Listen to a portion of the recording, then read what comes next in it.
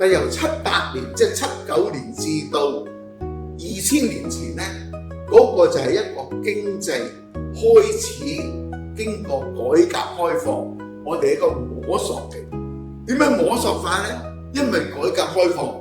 以前啲嘢所有都國家嘅，但係7、8年後咧，大家就可以用個人咧去投資、去揾錢、去做小買賣或者小生意。我好記得80年代，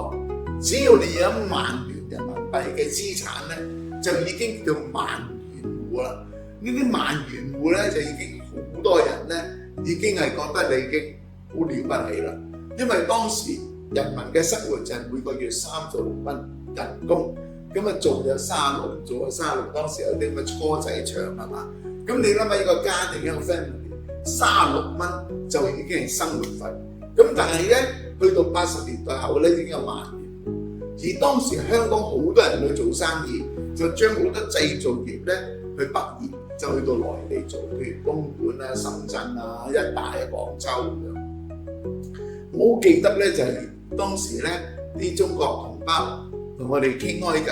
佢話我哋都唔知道啲嘢點樣計成本，因此有個中國香港人嚟做投資，佢話我做一粒螺絲幾多錢？佢話俾我聽幾多錢，我哋就幾多錢接㗎啦。佢話俾我哋聽，明明咧喺香港做可能1蚊，但係喺內地做1毫子，咁我哋就1毫子，我哋就8分錢啦，同你做啦咁樣。咁所以嗰陣時咧，佢都唔知做啲嘢出嚟係蝕本定係賺錢係唔知嘅。咁但係我哋香港咧，去到做呢個製造業咧，做紡織啊、做衫啊咁啦，就好多人咧，因此咧，而嗰個經濟咧就令到佢咧好快急速嘅膨脹。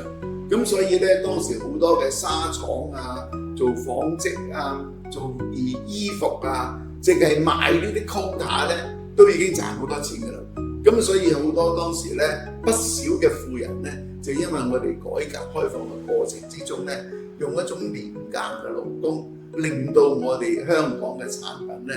利潤咧係大增。咁當然啦，呢一小部分富起來。